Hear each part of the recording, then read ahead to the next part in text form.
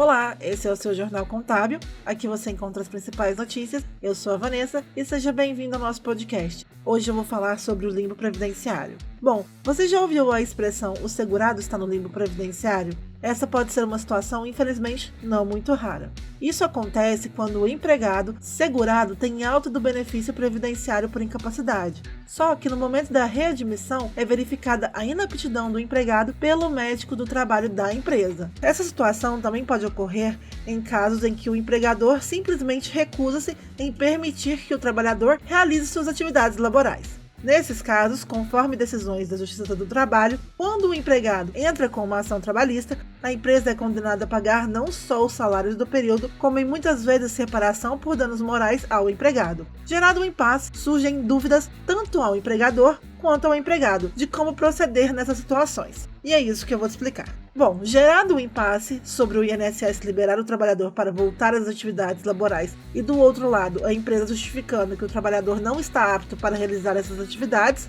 como o trabalhador vai se sustentar? Habitualmente, o entendimento jurídico sobre essa questão é de que a empresa deve retomar o pagamento dos salários do funcionário. Na aplicação da lei, o juiz atenderá aos fins sociais a que ela se dirige e às exigências do bem comum. Desse modo, ainda que o empregado não consiga retornar de maneira efetiva à função, ele tem o direito de ser realocado em outro posto compatível com sua capacidade momentânea, tá bom? A empresa, que é a pessoa jurídica de direito privado, não pode desobedecer a decisão administrativa do INSS e impedir que o trabalhador volte a ocupar seu cargo de origem. Em situação onde a empresa descumprir a decisão do INSS e não deixar o trabalhador ocupar o cargo habitual, pode entender que ele não reúne condições laborais. A dica, então, é submetê-lo ao exame de mudança de função. Dessa forma, estará dando uma oportunidade ao empregado de trabalhar em outro cargo compatível com seu quadro clínico. No caso da empresa, em hipótese alguma, aceitar o trabalhador de volta, permanecendo no limbo previdenciário,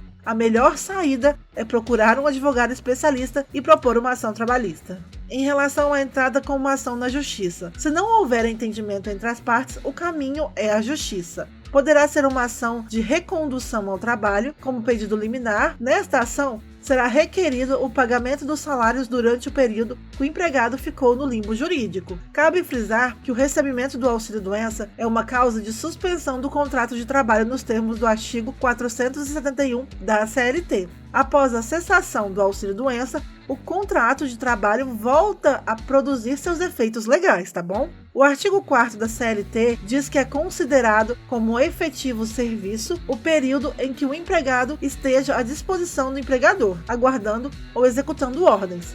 Bom, como se vê, é direito do trabalhador receber os salários porque ele está à disposição da empresa. Por fim, não se esqueça de consultar um advogado para verificar a sua situação em casos de negativas consideradas indevidas ou quando a empresa se abstém das suas obrigações. Esse é um direito seu. Obrigada por ouvir até aqui. Não se esqueça de acessar jornalcontábil.com.br. A gente se fala em breve. Tchau, tchau!